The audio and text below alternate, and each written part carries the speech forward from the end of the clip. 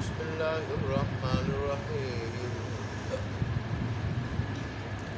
حميم تنزيل من الرحمن الرحيم كتاب فصلت آياته قرآنا عربيا لقوم يعلمون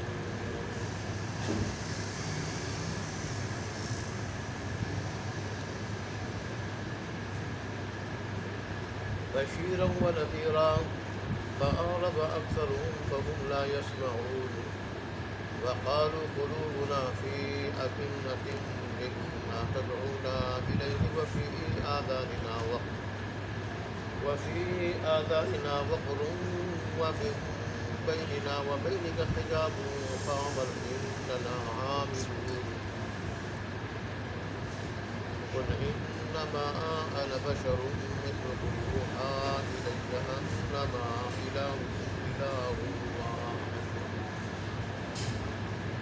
أنما إلهكم إله واحد فاستقيموا إليه واستغفروه وويل للمشركين الذين لا يؤتون الزكاة وهم بالآخرة هم كافرون إن الذين آمنوا وعملوا الصالحات لهم أجر غير ممنون صدق الله مولانا العظيم وصدق رسوله النبي الأمي الكريم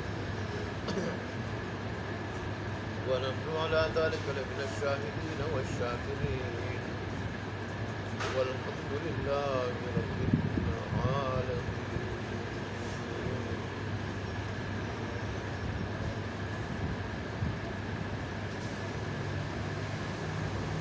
اس سورت کا نام سورہ حامیم السجدہ، اس کو سورہ فصلت بھی کہا جاتا ہے۔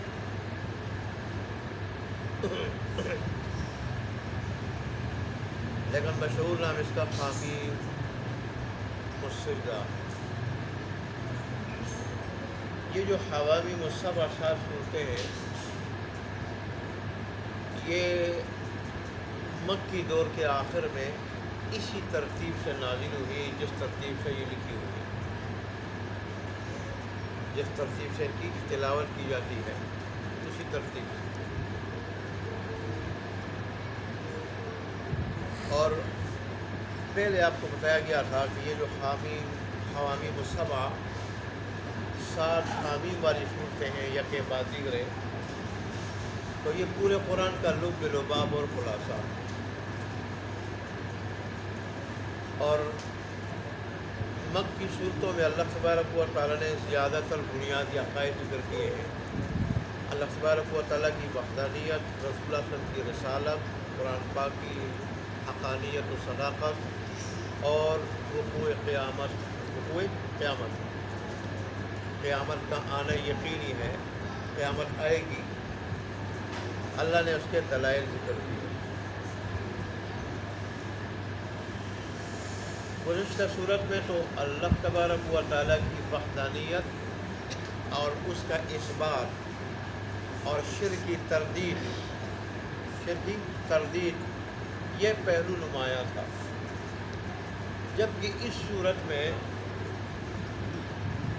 اس کا خصوصی موضوع اور مضمون ہے دعوت الی التوحید، دعوت الی القرآن، دعوت الی الایمان، اللہ کی وحدانیت، قرآن اور ایمان کی طرف دعوت دینا، یہ اس صورت کا خصوصی موضوع اور خصوصی مضمون ہے۔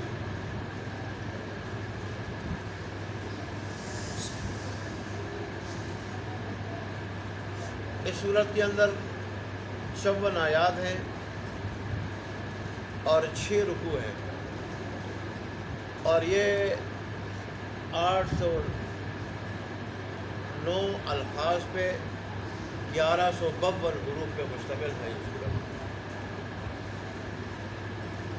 اللہ اکبر۔ اس کی ابتدا بھی ہوتی ہے حروف مقطعات۔ حروف مقطعات کے اگرچہ بعض معانی عجمی لوگوں کے ذہنوں فہموں کو قرآن کے قریب کرنے کے لیے عبداللہ ابن عباس ہو، عرقاجی ہو، انہوں نے بیان کیے، جیسے پیچھے بھی گزر چکا، اور یہاں بھی حامیم ہے۔ ہا سے مراد حمد و ثنا، اور میم سے مراد رحمان الرحیم ہے۔ اور مطلب اس کا یہ ہے کہ ساری کی ساری حمد و ثنا یہ اللہ تبارک و تعالیٰ کے لیے ہیں، جو رحمان ہے اور رحیم ہے۔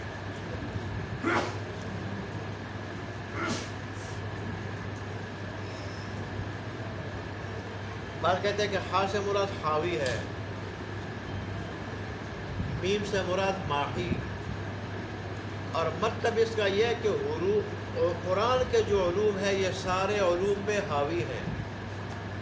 قرآن کے علوم کا کوئی علم مقابلہ نہیں کر سکتا، سارے علوم پہ یہ بھاری ہے۔ قرآن نے جو بتایا وہ بھی سچ ہے، جو بتایا وہ غلط ثابت نہیں ہو سکا، گزشتہ زمانے میں، موجودہ زمانے میں، آئندہ آنے والے زمانے میں۔ اس لیے یہ سارے کے سارے علوم پہ کیا ہے؟ حاوی۔ اور ظاہر ہے جو سکون، جو عزت، جو مزہ اس کے علوم میں ہے وہ کسی اور علوم میں نہیں، کسی اور علم میں نہیں۔ اور ماحی کے معنی مٹانے والا، تو قرآن کو جو اس پہ ایمان لے آتا ہے، پھر اس پہ عمل کرتا ہے، قرآن ایسے لوگوں کے گناہوں کو، دلوں سے کفر، شرک، بدعت، گمراہی، گناہوں سے جو تاریکی پیدا ہوتی ہے گناہوں سے، وہ ساری کی ساری تاریکی کو، گناہوں کو، اس کے اثرات کو قرآن مٹا دیتا ہے۔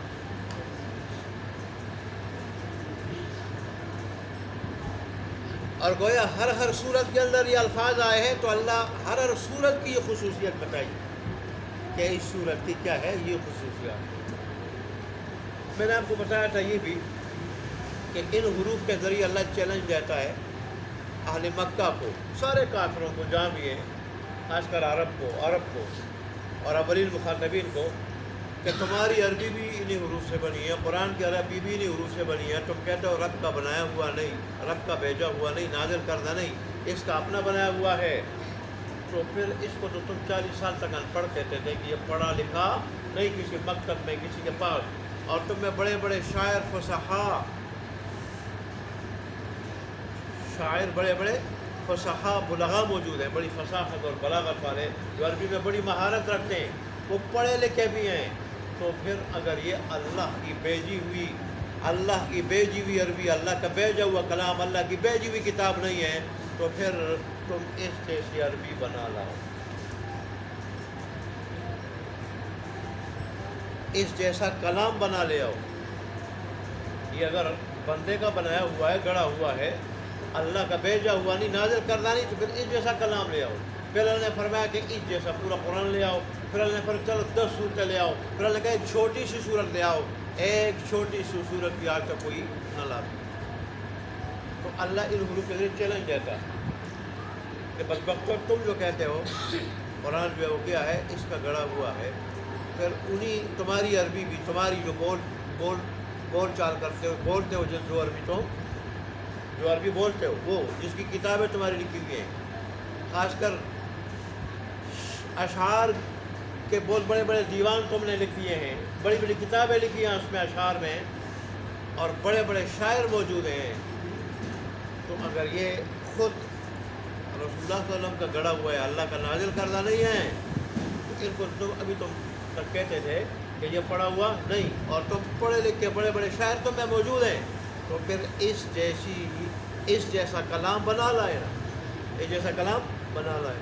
یہ چیلنج دیا اللہ نے، پہلے پورے قرآن کا، پھر 10 صورتوں کا، پھر ایک سورت، آج تک کوئی مائی گلا نہیں آتا، اور نہ لا سکے گا قیامت تک۔ اے اللہ، سب سے پہلے اللہ تبارک و تعالیٰ نے قرآن مجید کی حقانیت و صداقت بیان فرمایا، فرمایا تنزیل من الرحمن الرحیم، اس کلام کا اور اس کتاب کا اور اس صورت کا نازل کرنا کس کی طرف سے ہے؟ اللہ تبارک و تعالیٰ کی طرف سے۔ تو اللہ کو کیا ضرورت پیش آئی کہ اس نے اپنا کلام انسانوں کی طرف نازل کیا؟ کیا ضرورت پیش آئی؟ آگے اللہ نے اس کا جواب دیا اپنے رحمان اور رحیم ہونے کی وجہ سے، اس لیے کہ وہ بندوں پہ حد درجہ مہربان ہے، حد درجہ مہربان، اور حد درجہ مہربان ہونے کی وجہ سے وہ نہیں چاہتا ہے کہ دائمی زندگی جہنم والی بن جائے۔ یہاں بے امن زندگی، بدامن زندگی، قتل و غارت گری والی، ڈکیتیوں والی، خوف و ہراس والی اور بے چینی والی زندگی دنیا کی ہو، ظلم والی بربریت والی زندگی دنیا کی ہو، اور آخرت کی دائمی زندگی ہمیشہ ہمیشہ کے لیے برباد ہو جائے۔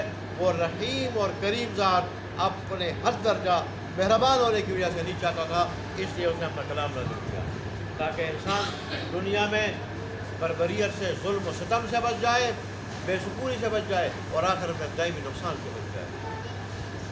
اللہ نے یہاں بتا دیا کہ بندوں کے ساتھ میرا کیا رشتہ ہے، پیار کا، مہربانی کا، رحیمیت کا، کریمیت کا رشتہ، حد درجہ محبت کا رشتہ ہے۔ اللہ اپنے بندوں سے حد درجہ محبت کرتا ہے۔ جیسے میں نے ابو داؤد شریف کا واقعہ بیان کیا تھا، ایک صحابی رسول پرندے کا گھونسلہ اٹھا لایا، پورا گھونسلہ، اور گھونسلے کے اندر کیا ہے؟ بچے ہیں، بچوں کے اوپر ماں پرندہ بیٹھا ہوا ہے، پرندہ بچوں کو ڈھانپا ہوا ہے پروں میں۔ حالانکہ پرندے کی طبیعت میں انسان سے بدکنا ہے، وحشت ہے، ڈرنا ہے، اڑنا ہے، بھاگنا ہے، لیکن بچوں کی خاطر وہ ان پہ پر ڈال کے اوپر بیٹھا ہوا تھا پرندہ۔ رسول اللہ صلی اللہ علیہ وسلم کے سامنے جب وہ گھونسلہ رکھا گیا، صحابہ کرام اس کی طرف دیکھ کے مسکرا رہے تھے سارے، تعجب کی وجہ سے کہ دیکھیں اس کی طبیعت میں اگرچہ وحشت ہے، ڈرنا ہے، بلگنا ہے حضرت انسان سے، لیکن بچوں کی محبت کی وجہ سے وہ ساری چیزیں برداشت کر رہے ہیں پرندہ۔ رسول اللہ صلی اللہ علیہ وسلم نے جب صحابہ کو دیکھا تو پوچھنے لگے کہ کیا تمہیں پرندے کی اپنے بچوں کے ساتھ جو محبت ہے اس پہ تعجب ہو رہا ہے؟ کہا جی اللہ کے رسول ضرور تعجب ہو رہا ہے، عجیب معاملہ ہے کہ اس کا ڈر، اس کی گھبراہٹ، وحشت ساری چیزیں ختم ہو چکی ہیں بچوں کی محبت میں آ کے۔ تو رسول اللہ نے فرمایا قسم ہے اس ذات کی جس کے قبضے میں محمد کی جان ہے صلی اللہ علیہ وسلم، تمہارے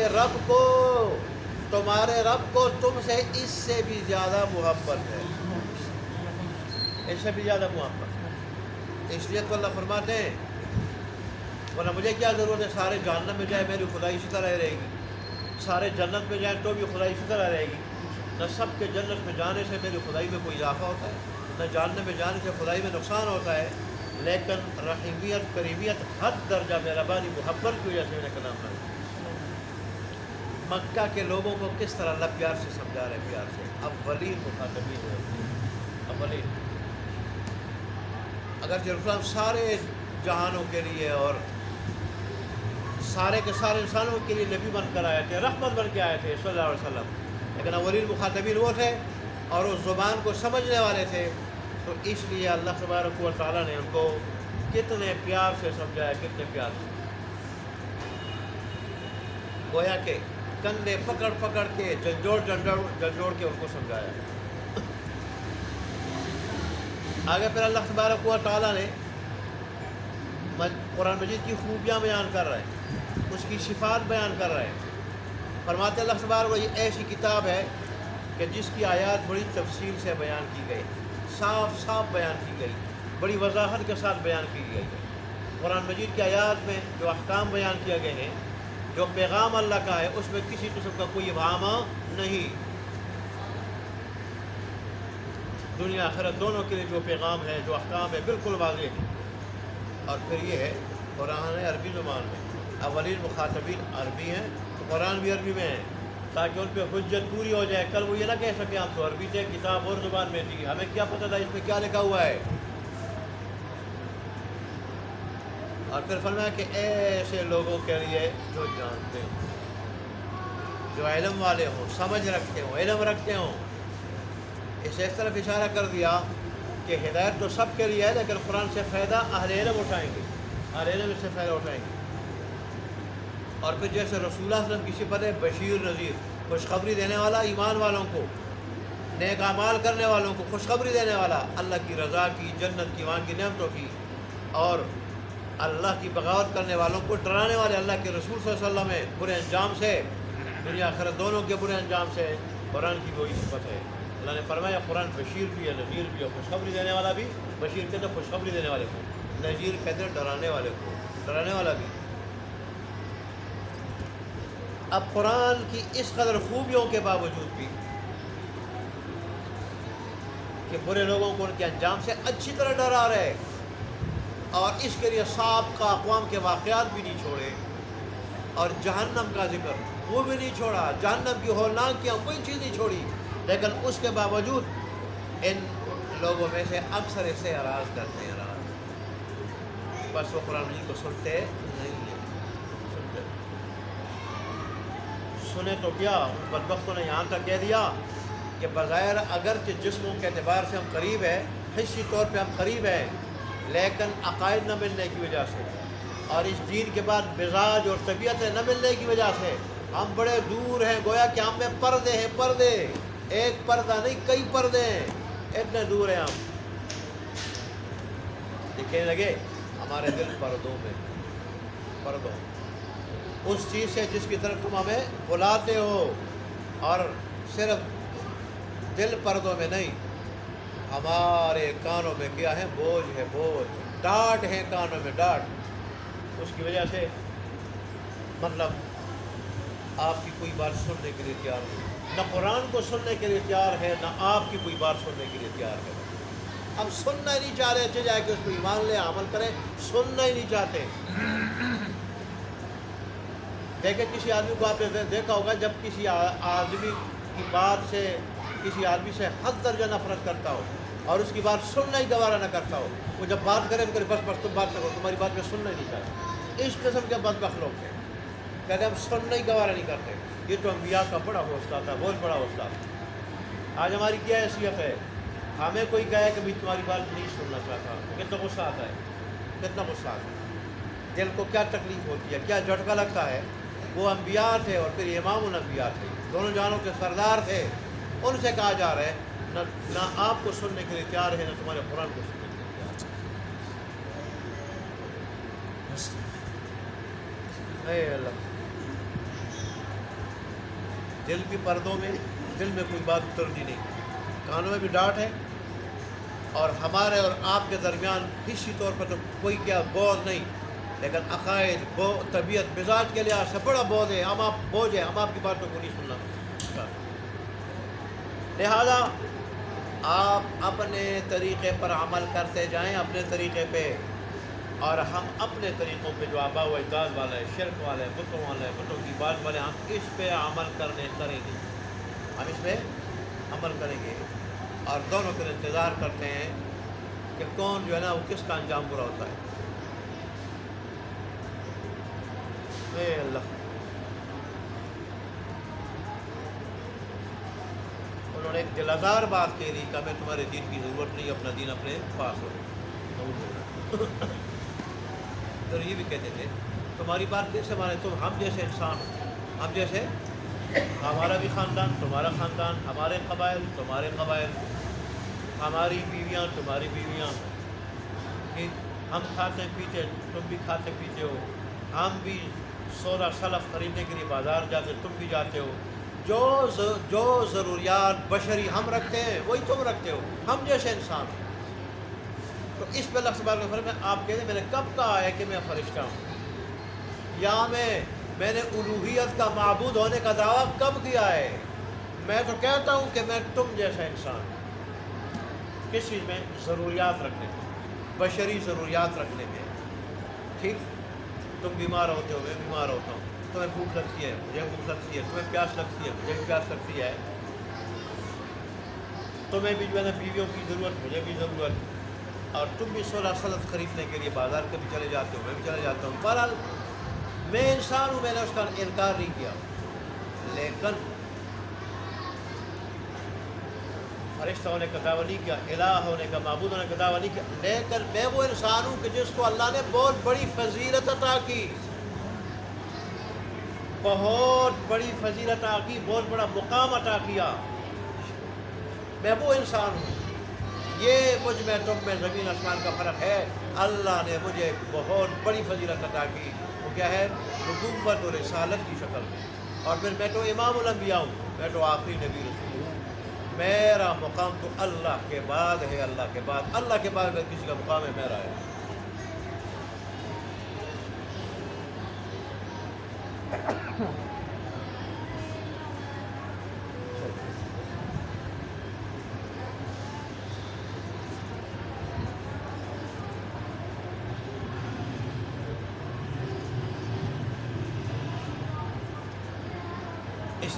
اور میری طرف وہی کی جاتی ہے، مجھے اللہ نے رسول اور نبی بنایا ہے، یہ اللہ نے مجھے اعزاز دیا ہے. اللہ کا پیغام کیا ہے؟ اللہ کا پیغام یہ ہے کہ وہ کہتا ہے کہ تمہارا معبود ایک ہی معبود ہے. یہ اللہ کا پیغام ہے جو حقیقت بھی ہے کہ تمہارا معبود ایک ہی معبود ہے، اللہ کے سوا کوئی عبادت کے لائق نہیں. وہ کسی بھی شکل میں ہو، نظر و نیاز کی شکل میں ہو، حاجات مانگنے کی شکل میں ہو، ضروریات مانگنے کی شکل میں ہو، ضروریات پوری کرنے کی شکل میں ہو، مشکل کشائی کی صورت میں ہو، عبادت کی شکل میں ہو، جس شکل میں بھی اللہ تبارک و تعالیٰ کے ساتھ کوئی عبادت کے لائق ہو نہیں. لہذا اس کا پیغام یہی ہے کہ سارے اسی کی طرف سیدھے رہو، اسی کی طرف سیدھے رہو، اسی کی طرف رجوع کرو، اسی کی عبادت کرو، اسی کا حکم مانو، اسی کا حکم مانو، اسی کی اطاعت کرو. اور اسی سے اپنے گناہوں کی بخشش مانگو، گناہوں کی بخشش، مغفرت مانگو، اسی سے مغفرت طلب کرو. رسول اللہ نے فرمایا کہ تم میں سے ہر ایک خطا کار ہے، ہر ایک سے خطا ہو سکتا ہے، لیکن بہترین خطا کار وہ ہے جو اللہ تبارک و تعالیٰ سے اپنے گناہوں کی معافی مانگنے والا. رسول اللہ صلی اللہ علیہ وسلم کی دیکھیں، اللہ نے خطائیں قرآن میں اعلان کیا تھا، اگلی پچھلی ساری خطائیں اللہ نے معاف کر دی تھی، لیکن آپ پھر بھی ایک ایک مجلس میں 100 مرتبہ استغفار کیا کرتے. استغفار ایسی چیز ہے کہ جس کی نرینہ اولاد نہیں، وہ کثرت سے استغفار کرے، اللہ نرینہ اولاد دے دیتا. خود حدیث میں آیا، ایک آدمی آیا 10 سال ہو گئے میرا بیٹا کوئی نہیں. اللہ تبارک و تعالیٰ کی حبیب صلی اللہ علیہ وسلم نے فرمایا یہ کسی عامل کی، کسی پیر کی بات نہیں ہے، اللہ کے حبیب نے بتایا، اور اللہ تبارک و تعالیٰ کے بتانے سے بتایا، کیونکہ اللہ کا حبیب اپنی طرف سے کوئی بات نہیں کہتے. تو آدمی نے کہا 10 سال ہو گئے میرا بیٹا نہیں. رسول اللہ صلی اللہ علیہ وسلم تو استغفار سے کہاں غفلت میں پڑا ہوا ہے، استغفار کیا کر کثرت سے. وہ آدمی جب استغفار کرنے لگا کچھ عرصے کے بعد ہنستا بستا ہے کہ اللہ کے پیارے حبیب، اللہ نے مجھے بیٹا عطا کیا، اللہ نے مجھے بیٹا عطا کیا. 10 سال معروف رہا. ایسا امام احمد بن حنبل رحمہ اللہ کا واقعہ مشہور ہے کہ ایک آدمی کے پاس گیا، استغفار کر رہا تھا کثرت سے. انہوں نے کہا بڑی کثرت سے استغفار کرو. انہوں نے کہا ہاں، اس استغفار کی وجہ سے اللہ نے میری ہر مراد پوری کی، صرف ایک مراد رہتی ہے کہ امام احمد بن حنبل سے میری ملاقات ہو جائے. امام احمد بن حنبل نے فرمایا کہ وہ بھی اللہ نے پوری کی. تو جسے فقیر سمجھ کے، مسافر سمجھ کے، خادم جسے مسجد میں نہیں چھوڑ رہا تھا اور تو اپنے گھر لایا ہے، یہ امام احمد بن حنبل ہی ہے، امام احمد بن حنبل ہی ہے. آج استغفار کی وجہ سے اللہ نے وہ مراد بھی پوری کر دی. ہر مراد پوری ہوتی ہے، لیکن صرف کیا ہے، پھر کیا ہے؟ یقین. قرآن میں اللہ نے اس کا وعدہ کیا سورہ نوح میں کہ استغفار کرو گے کثرت سے، نوح علیہ السلام کی زبانی، تو یمددکم باموال، اللہ تمہاری مدد کرے گا اموال کے ذریعے. مال کی جگہ اموال، کئی قسم کا مال، کئی قسم کا مال، چاندی بھی، سونا بھی، نقدی بھی، زمینیں بھی، ہر طرح کے مال سے اللہ مدد کرے گا جو کثرت سے استغفار کرے گا. وبنینا، اور بیٹوں سے، اور اسی طرح موسلادھار بارشوں سے، باغات سے، مختلف قسم کے ثمرات برکات سے اللہ تبارک و تعالیٰ کیا کرتا ہے؟ مدد کرتا ہے. اس لیے اللہ کا پیغام یہی ہے کہ اسی سے مغفرت مانگو. یہ اللہ کہہ رہے ہیں، کہلوا رہے اپنے حبیب سے، آپ کہہ دیں کہ میں تو تمہاری طرح انسان ہوں،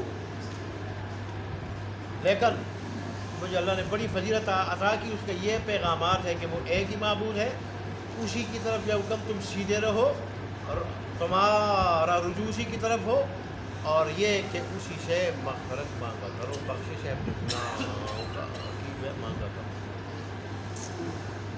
جس آدمی سے گناہ ہو جائے، اللہ بچائے، اللہ بچائے. یا ستار یا غفار ہو کہے، پردہ ڈالنے والے پردہ ڈال لے، پردہ ڈالنے والے پردہ ڈال لے، اے گناہ معاف کرنے والے معاف کر دے، اللہ پردہ ڈال دیتا. اور صرف یہاں نہیں، آخرت میں بھی اللہ کہے گا کہ دنیا میں جب تجھ سے گناہ ہوتا تو مجھ سے معافی مانگتا تھا اور پردہ ڈالنے کی درخواست کرتا تھا، وہاں بھی ڈالا تھا تو ادھر بھی ڈالتا ہوں، جا جنت میں.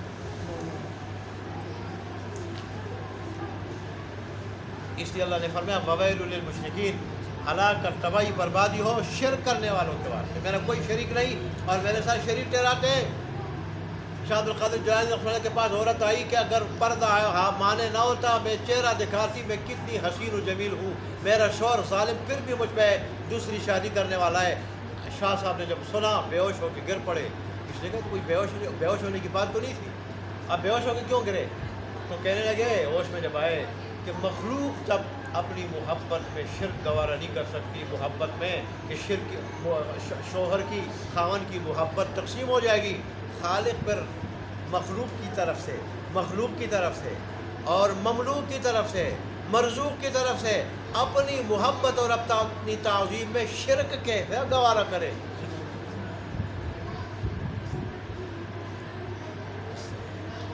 ایسے نکات اور باریکیوں کو تو اللہ والے سمجھتے ہیں، تو شاہ صاحب سمجھتے تھے. اسے شیطان ایک مرتبہ انسان کی شکل میں آیا، کہنے لگا اللہ نے سب کچھ معاف کر دیا، آئندہ تمہیں نماز معاف ہے. اگر شیطان نہیں لگتے ہو، اللہ نے حبیب کو نماز نہیں معاف کی. آج جو کہتے ہیں پہنچے ہوئے کو نماز معاف ہوتی ہے، اللہ کے حبیب سے کوئی بڑھ کر تھا. لیکن اللہ نے ان کو کیا حکم دیا تھا؟ وَاعْبُدْ رَبَّكَ حَتَّىٰ يَأْتِيَكَ الْيَقِينُ، تم موت تک اللہ تبارک و تعالیٰ کی عبادت کرتے رہو، اللہ کی عبادت کرتے رہو یہاں تک کہ آپ کے پاس یقینی موت آ جائے. آپ کو یہ حکم تھا. انہوں نے کہا اللہ کے حبیب کو معاف کی ہوئی، مجھے کیا معاف ہوگی؟